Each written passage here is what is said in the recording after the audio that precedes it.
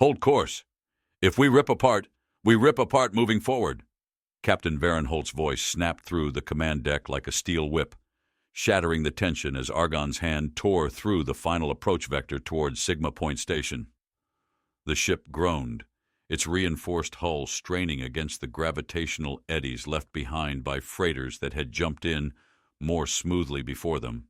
The ship's aging stabilizers bucked like a warhorse refusing the bit, and the overhead lighting flickered as power rerouted to the thrusters. "Control buffers are slipping," Brant O'Sellis called from navigation, his hands moving in a controlled blur across the flight panel. 2 degrees off axis. If we don't correct, we'll dock sideways, or not at all. From the engineering pit, Rourke Sendar let out a rough exhale, his voice carrying a gravel-like rasp. "We've got one stabilizer giving out, another holding on through sheer disrespect. But if you want a correction, you'll get a correction." There was no grace to Argon's hand's approach, only raw defiance.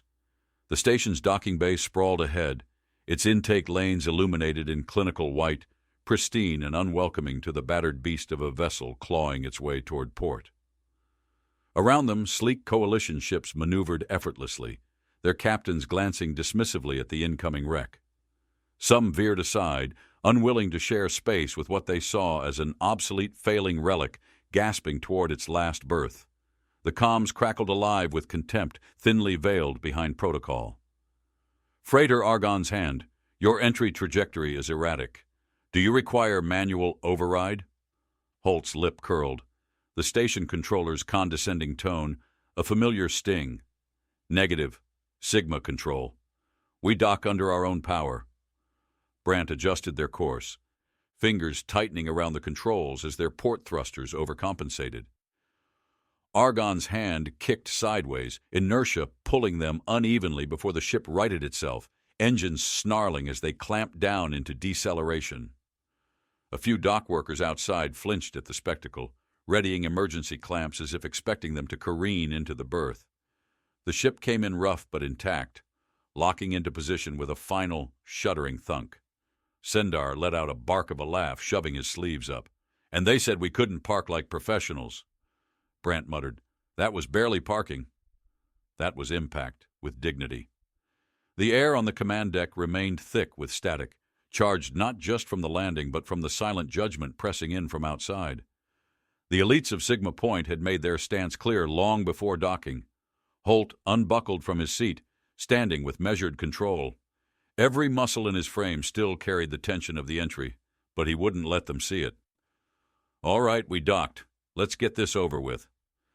The station's docking concourse stretched ahead, a cathedral of efficiency and wealth, its walls polished to a sterile gleam.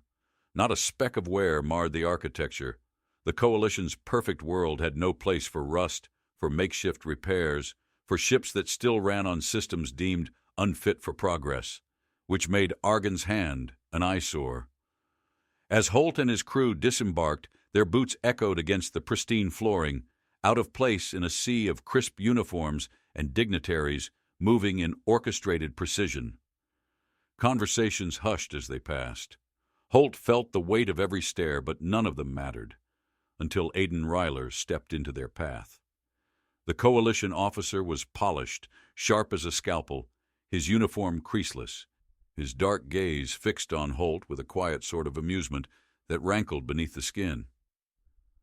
"Captain Holt, I was wondering how long you'd be able to keep that vessel of yours running." Holt didn't slow his pace. "Long enough to outlive your assumptions." Ryler took a deliberate step to block his way. "That remains to be seen. The Stellar Coalition is moving toward decommissioning outlier ships that no longer meet updated navigational protocols." His gaze flicked toward Argon's hand, its worn hull reflecting in the laser plasma display overhead, highlighting every welded patch, every dent earned through survival. "Your vessel is outdated, barely compliant. This could be your final stop." Rourke, standing just behind Holt, let out a quiet snort of disdain. "Funny. The people who wrote those protocols weren't half the engineers of the men who built our ship." Ryler's expression barely shifted, but amusement deepened at the edges.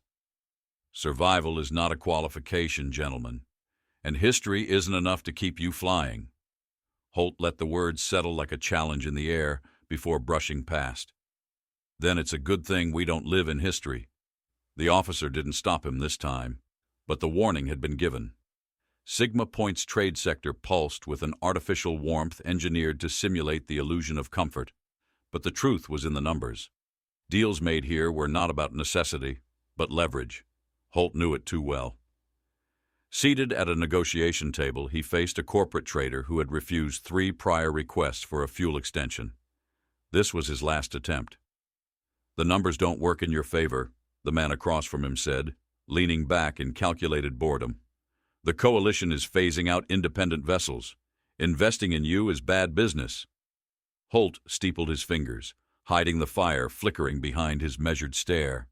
"And what happens when your shiny new systems fail?" the trader scoffed. "What makes you think they will?" Holt leaned in slightly. "Because I've been in space longer than your machines have been certified, and I know a house built without a foundation when I see one." The man smirked, tapping at a laser plasma display. "Progress is inevitable, Captain Holt. You're just on the wrong side of it."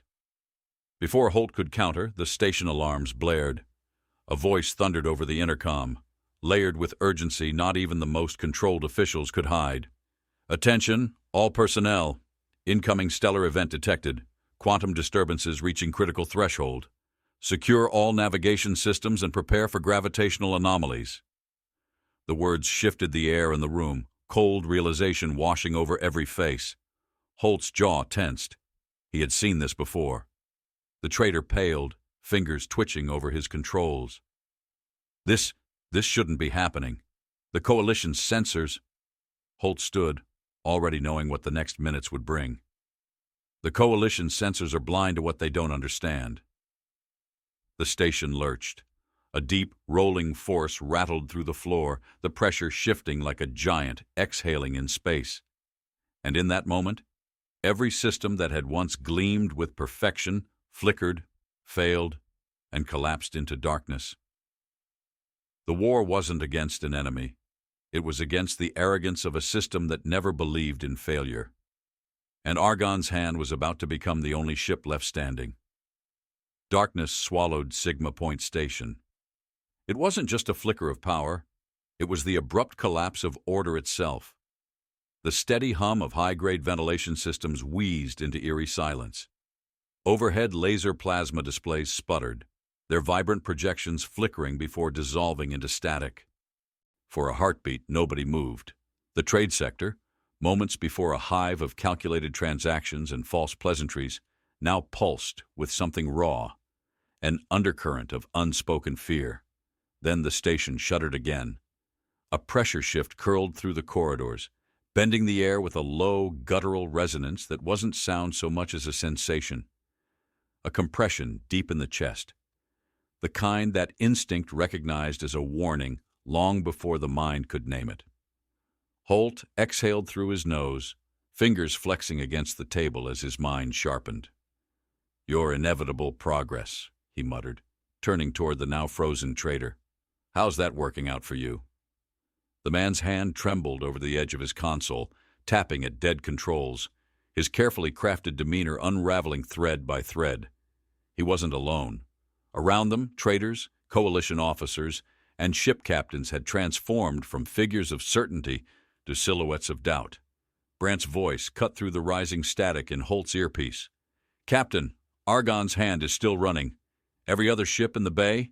Dead weight." Holt was already moving. "Status of the station's shield array?" A pause, then. "Not good." Grids collapsed. Quantum buffers aren't compensating for the surge. He bit back a curse. He had seen this once before, a smaller station, a smaller storm, but the same fundamental flaw. When technology leaned too far forward, it forgot to look back. The heavy clank of boots against steel signaled approaching officers. Holt turned just as Aiden Ryler arrived, his once unshakable composure now a shade more brittle. "The station's defense grid is failing," Ryler admitted, jaw tight. "We need ships online immediately." Holt didn't let him finish. "Then you're already too late." A deep, throbbing jolt rippled through the station's infrastructure, followed by a sound that did not belong, a distant, unnatural groan, metal under strain where it wasn't meant to bend. The air carried something different now, not an odor, but a presence, the unsettling crispness of circuits frying beyond recovery. The trader behind them choked on his disbelief. This station was built with fail-safes. Holt cut him a sideways glance. Not for this. Ryler's fists clenched. We have emergency reinforcements. Holt's patience frayed. Your reinforcements are dead in their bays, officer. Every ship running a full quantum stabilizer is locked in a death grip. If they're lucky, they'll stay dead. If they aren't, they'll start breaking apart the moment the next wave hits. The first screams echoed down the corridor. They weren't from combat. They were from people who had just realized they were trapped. Ryler turned, barking orders into his comm, but the static swallowed him whole. Holt grabbed his forearm before he could pretend another protocol would fix this. There's one ship still running, he said, voice measured but sharp. Ryler's breath hitched. The weight of those words hit harder than any insult. Argon's hand? Holt nodded. The officer's stare was unreadable. A minute ago he had stood over Holt like a man watching an era fade into irrelevance. Now, he was looking at the one person who could keep his people breathing. What do you need? Ryler asked. Holt didn't waste time. Crew aboard. Docking clamps released. We're about to find out if this station can still be salvaged.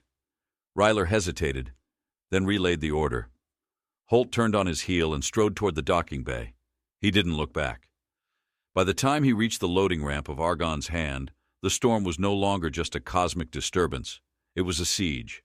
Beyond the station's failing shield perimeter, space churned with violent arcs of gravitational disruption, raw forces colliding like a war between titans.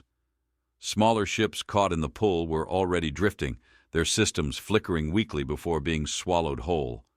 Holt barely made it up the ramp before Rourke's voice hit his earpiece. Whatever's happening out there, it's about to hit the station head-on. We don't have minutes. We have seconds. Holt sealed the ramp behind him, striding onto the bridge. The interior of Argon's hand was the last heartbeat of stability in a collapsing world. The controls glowed steady, the old but unwavering systems still responding like they were meant to. "Brant," he said, "break us loose." His pilot didn't need a second command. The ship lurched, docking clamps disengaging with a groaning protest. The station's artificial gravity was already fluctuating, the outside forces pulling at its frame. If they stayed any longer, they'd be pried apart like everything else. Then the comm crackled. Not internal, external. Holt glanced at Brant, who tapped into the signal. A laser plasma projection flared into view, distorted by interference but unmistakable. It was a coalition battleship. One of the largest in the sector, its sheer mass meant to be an immovable pillar of dominance. But it was adrift, and its captain was panicking. "Sigma Control, this is Constellation Aegis. Our primary stabilizers are offline, quantum cores are static. Requesting immediate docking authorization." More static. Holt's gaze hardened. That battleship wasn't just failing. It was about to become a bomb. Brant exhaled through his teeth. "They've lost their core containment." Holt's pulse drummed against his ribs. The battleship was a captive titan, its own power sources now a death sentence. If it exploded near Sigma Point, the station wouldn't survive the shockwave. Rourke's voice cut in. If they'd layered analog stabilizers into their system, they could reroute power manually. But they didn't, did they? They didn't. Because the coalition never thought they'd fail. Holt pressed a hand against the worn panel at his station, the ridges of the controls familiar against his palm. The answer was so clear it was painful. They needed to tow that battleship away from the station before it detonated. Brant's fingers flexed over the flight controls. "Captain, we are a freighter," Holt exhaled. "We are the only ship still moving." Rourke gave a wry grunt. "So how exactly do you plan to haul a dying battleship?" Holt stared at the projection, the looming giant gasping in the void. Then his focus dropped to something else, the hybrid schematics still flashing on a secondary display, long-forgotten designs built for a world that never gave them a chance. A slow realization settled into his bones. "We don't haul it," he murmured. "We patch it." Brant's head snapped toward him. "Are you suggesting—" "I'm saying we hard-link Argon's hand into their control grid," Holt interrupted, already moving. "We use the hybrid systems to override their cascade failure manually." Brant exhaled sharply. "That's either going to save them or rip us apart." Holt's hands flew over the interface. No hesitation, no second guessing. "Then let's find out which." The ship bucked as the hard-link sequence engaged. Argon's hand latched onto the failing Constellation Aegis, like a desperate surgeon trying to shock a dying heart back into rhythm. Holt's fingers pressed against the throttle, sweat gathering at his collar as power surged through their hybrid stabilizers. The ancient systems groaned, cables stretched taut as the ship's frame braced against forces it was never meant to endure. "They're resisting the override," Rourke called, eyes scanning the heads-up display. "Their security fail-safes are rejecting external access." Holt's jaw tightened. He had anticipated this. Coalition warships weren't built to be saved by outsiders. Brant's voice cut in, clipped with urgency. "We don't have time for protocol.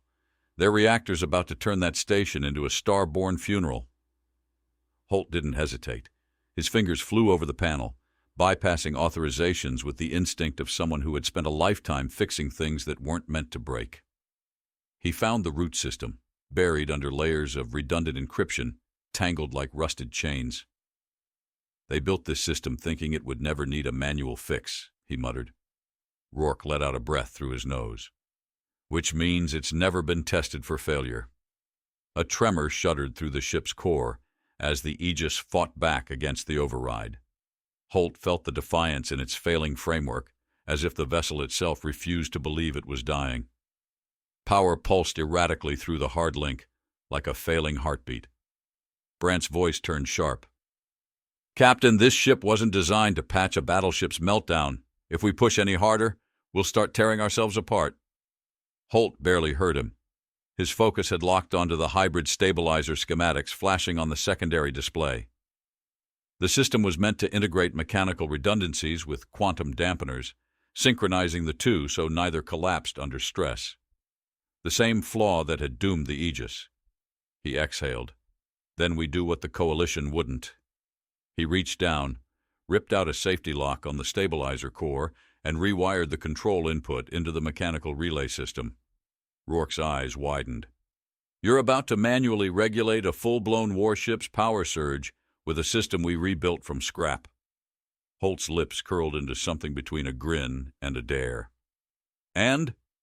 Before Rourke could argue, the ship lurched as the override took hold. Aegis's failing systems roared back to life, surging with borrowed energy as Argon's hand force-fed it a second chance. For a moment, Holt thought they had won. Then the proximity alarm screamed. A second fleet had arrived. Brant's fingers locked over the navigation controls. "Coalition reinforcements." Rourke checked the heads-up display, but the signatures were wrong. Too scattered, too opportunistic. His stomach dropped. "That's not the Coalition." The comms flared to life. A voice, drenched in amusement, filled the bridge. "Look at this. A little freighter holding the big boys together. Didn't think we'd see a human patch job in real time." Holt recognized that voice. Driven Last, a scavenger king, a war-born opportunist, a vulture dressed in a captain's uniform. The Aegis wasn't the only ship vulnerable in this storm. Last's ships prowled the turbulence like wolves sensing wounded prey, their thrusters slicing through the gravitational chaos with calculated precision. Their hulls were armored, but not for defense, for impact, for breaking through dead ships and ripping their insides apart. Holt's hands flexed over the controls. "They're here to gut the station." Brant's voice turned cold. "They're here to gut everyone." Outside, the scavenger fleet began its descent, moving in predatory arcs, not rushing, not panicking. They knew no one here could fight back, except one ship. Holt's stomach clenched as Last's voice returned, oozing amusement. "I've got to say, Captain, I didn't expect you to be the one holding the line. But since you're already playing savior, how about you step aside and let the real professionals handle the cleanup? The silence on the bridge was thick enough to carve. Holt's grip tightened. By cleanup, you mean looting the dead and gutting the station for parts. Lost chuckled. Business is business. Holt felt the weight of every failure, every arrogance that had led them to this moment. The coalition had built ships that shattered under real pressure. The scavengers thrived in the aftermath. And Argon's hand? It had never been built for war, but it had been built to last. Holt's gaze swept over his crew. How many ships are still running? Brant checked the readings. 3, including us. The rest are corpse hulls. 3 against a scavenger fleet. Suicidal odds. Rourke's jaw clenched. We can't take them head on. Holt nodded, eyes narrowing as he studied the storm's gravitational pattern on the display. The disturbance wasn't random anymore. It had a rhythm, a shifting pressure between collapsing waves. Like an undertow, a strategy took shape, one that no automated system could predict. Holt turned to Brant. How good are your manual piloting instincts? Brant's brow furrowed. I don't like that question. Holt's voice was steel. Can you thread us through those gravitational eddies if I give you the pattern? Brant studied the storm, then gave a slow, measured nod. I can thread us through. Holt looked at Rourke. Can you reroute the hybrid stabilizers into the secondary field dampeners? Rourke hesitated, then exhaled. You're talking about bleeding the turbulence through our own inertia. Exactly, Holt said. We ride the storm instead of fighting it. Brant's voice dropped into something close to dark amusement. You're planning to turn a freighter into a guided missile. Holt glanced at the display where Last's fleet had begun circling the vulnerable station. I'm planning to show them what happens when you underestimate human ingenuity. He flicked the comms back open. Last, he said, his voice even, unreadable. You're right about one thing, the scavenger captain chuckled. Oh? Do tell. This isn't a battlefield. Holt's eyes flicked to Brant. It's a hunting ground. He cut the comm. Brant slammed the thrusters forward, and Argon's hand plunged into the storm like a blade into flesh. The gravitation caught them immediately, turbulence lashing against their hull. The freighter rolled, dipped, and surged forward, slipping between the collapsing waves like a ghost. The scavengers weren't expecting it. By the time they realized what was happening, Holt had already sealed their fate. He grinned as the calculations lined up. Rourke, when I give the signal... Rourke's fingers hovered over the stabilizer controls. Say the word. Holt's voice dropped to a whisper. Dump everything. The storm howled.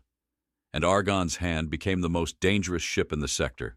The storm roared around them, a violent ocean of gravity surges and electromagnetic distortions, twisting and writhing with chaotic intent.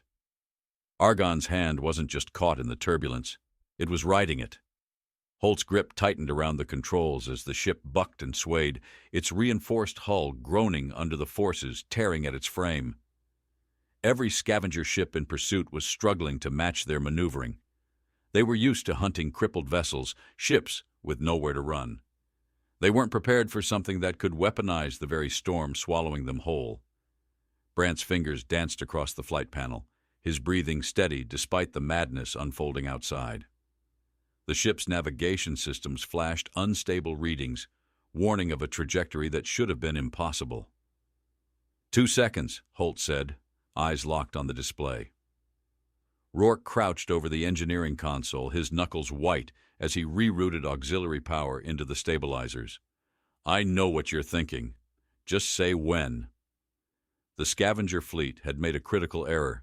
They had spread wide to encircle Argon's hand, expecting a desperate, erratic escape. Holt was about to give them a lesson in old-world physics. He exhaled. Now. Rourke threw the manual override, dumping the stabilizers into raw kinetic inertia. The ship lurched like a slingshot loosed from its anchor, gravity catching hard. It rolled beneath the storm surge, using the eddy currents to snap around in a controlled spiral, a move no coalition-built ship could even attempt. The first scavenger vessel, one of Last's forward raiders, didn't react in time. Argon's hand ripped through its flank like a blade, the sheer force of momentum cleaving through its unreinforced hull. The explosion didn't just tear the ship apart. It sent a ripple through the scavenger formation, scattering them in a desperate attempt to evade the wreckage. Brant grinned, voice sharp with satisfaction. That's one down. Holt's mind was already 5 moves ahead. We aren't stopping there. Outside, the remaining scavenger ships struggled to reform their perimeter. They were fast, they were ruthless, but they had one fatal weakness. They relied on predictable tactics. Holt had studied their kind for years. They attacked in packs, moving in loose formations, but when their prey refused to follow expected escape routes, they hesitated. That hesitation was the crack in their armor. "Brant," he said, "give me a hard roll on my mark, but keep our velocity." Brant's fingers hovered over the thrusters. "This better be good." The scavengers weren't just regrouping. They were lining up for a coordinated kill shot. Their vessels moved into a converging formation, trapping Argon's hand in a kill box. Rourke swore. "They're pinning us. Even if we move, they'll box us in before we—" "Mark!" Brant rolled them hard left. The ship tilted into the storm wall, its trajectory grazing the gravitational rift. Every single scavenger ship in pursuit fired their plasma cannons at the exact same moment, only to watch Argon's hand dip beneath the volley. The plasma rounds tore through empty space, right into the heart of their own fleet. A chain reaction erupted. One scavenger ship's fuel cells detonated, sending a shockwave into another. The remaining raiders scattered like startled birds, their entire formation collapsing in the chaos of their own crossfire. The ship's AI sent a damage report across the heads-up display. Brant let out a rough breath. "That just leveled half their fleet," Rourke grinned. "Looks like they underestimated how dirty we fight." Holt's gaze snapped back to the station's failing shield perimeter. The battle wasn't over, not even close. Last's flagship, a hulking brute of a raider cruiser, hadn't joined the fight yet. It had been watching, waiting. A transmission request flashed on the comm. Holt exhaled and tapped the command. Lost's face materialized, scarred, smirking, but no longer amused. "Clever," the scavenger captain admitted. "I'll give you that." Holt leaned forward. "You're running out of ships, Last." Last didn't flinch. "And you're running out of tricks." In the background of the comm feed, Holt could see his crew moving, adjusting something on the flagship's forward battery systems. His gut twisted. He wasn't retreating. He was charging up. Holt's mind worked fast. If Lost couldn't win with numbers, he'd take the station with him. A doomsday play. If he wasn't leaving with the prize, no one would. Brant swore under his breath. "He's about to glass the whole sector." Holt's hands were already moving. "Not if we break him first." Rourke's voice dropped. "Tell me you have an actual plan, Captain." Holt's gaze locked onto the Constellation Aegis, still limping behind them, barely operational, but alive. It wasn't a warship anymore, but it was a warhead. "I need a link to the Aegis," Holt said. Brant worked fast, bypassing the ship's fried comm relays. "You're connected, but their captain is barely keeping them together." Holt didn't have time for hesitation. He flicked open the channel. "This is Holt. You want to live? You want to prove your ship isn't a floating casket? Then listen very carefully." The Aegis's captain, a bloodied officer who had lost command hours ago, answered, voice raw with exhaustion. "I don't know how much control we have left." Holt's voice cut through the panic. "You don't need control. You need one last push." A plan formed. Risky, desperate, but the only move left. The Aegis's forward thrusters were dead, but its gravity wells still functioned. If they fired at the right moment, they could slingshot into the scavenger flagship before it unleashed its final salvo. Holt's voice was iron. "You don't have to win this fight. You just have to be the shot that ends it." Silence. Then, "Understood." Holt cut the link and turned to Brant. "When they move, we cover them." Rourke exhaled. "This is a bad idea." Brant cracked a feral grin. "Yeah, but I think I love it." On the display, the Aegis fired its final thrusters. It lurched forward, gravity wells flaring, hurtling toward Lost's flagship. The scavengers saw it coming too late. Last's voice crackled through the comms, filled with sudden pure rage. "You!" The impact tore through the storm. The Aegis collided with Last's cruiser, detonating in a fusion of collapsing energy fields and kinetic force. The scavenger flagship buckled, fire surging through its midsection. Holt felt the shockwave tear through the sector. The storm swallowed what remained. And Argon's Hand was the last ship standing. The wreckage of Last's flagship still burned, its gutted remains drifting in the storm's dying embers. For the first time since the battle began, the sector had gone still, not peaceful, but emptied of chaos, like the final breath after a long, brutal fight. Holt stood at the command deck of Argon's Hand, a silhouette against the battered display panels, his eyes locked on the debris field.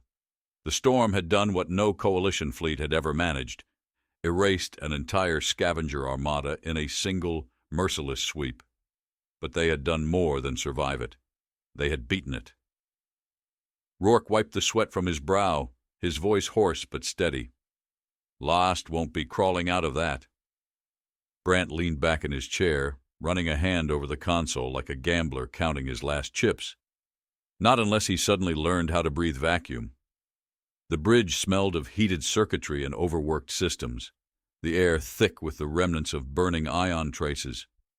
The ship had taken a beating. Its thrusters still ran hot, its stabilizers were locked into emergency cycling, and the reactor core was one miscalculation away from forcing them into a dead drift. But they were alive. Holt's voice cut through the heavy silence. "Status on the station?"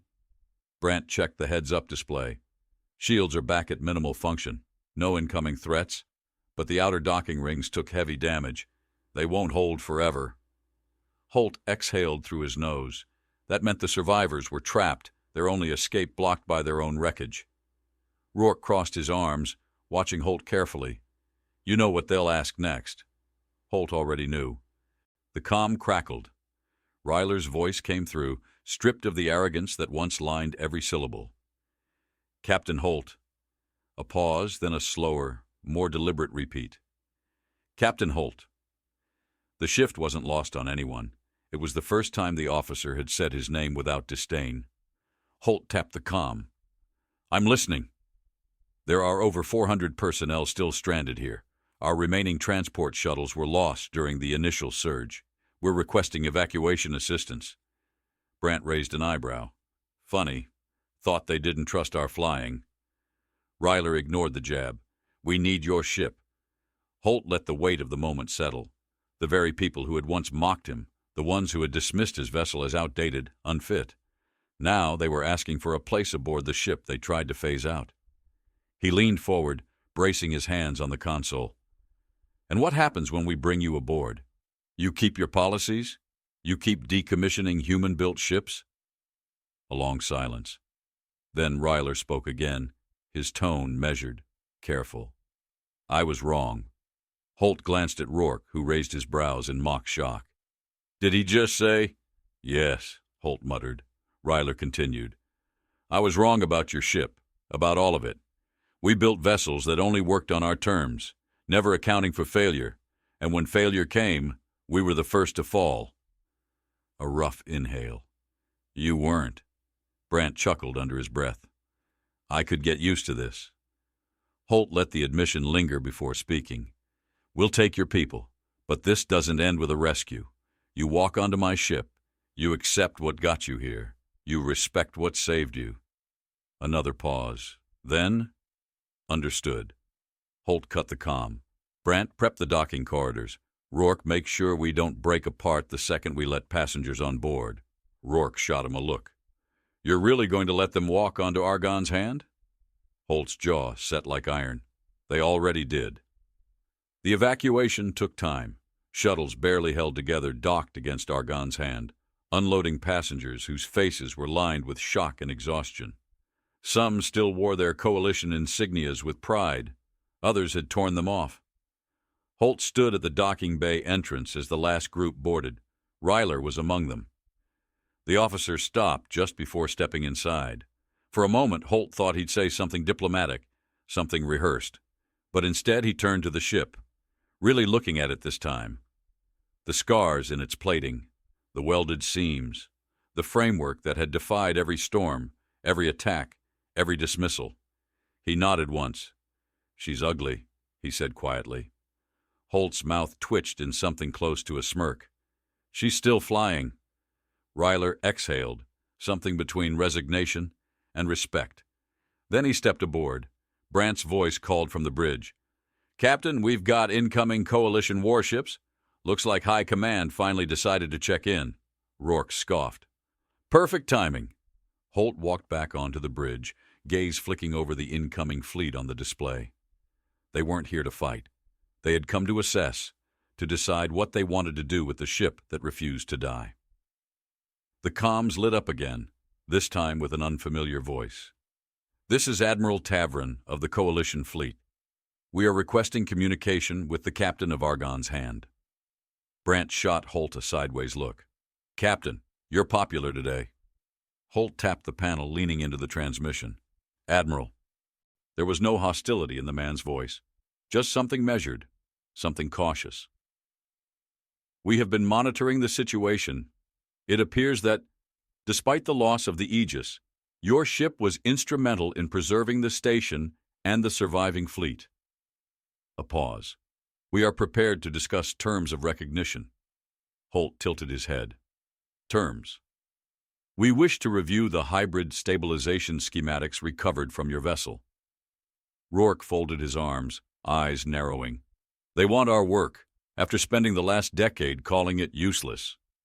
Brant smirked. "Nothing like almost dying to make people rethink their policies." Holt let the static drag between them before answering. "We'll send what we recovered." Rourke's brows lifted. "We will?" Holt's voice was calm, steel under restraint. "Under one condition." The Admiral hesitated. "Name it." Holt's fingers drifted over the control panel, the same interface he had worked since the beginning. This ship had been laughed at, dismissed, called a relic of a bygone era, but it had outlasted them all. "You don't erase where it came from," he said evenly.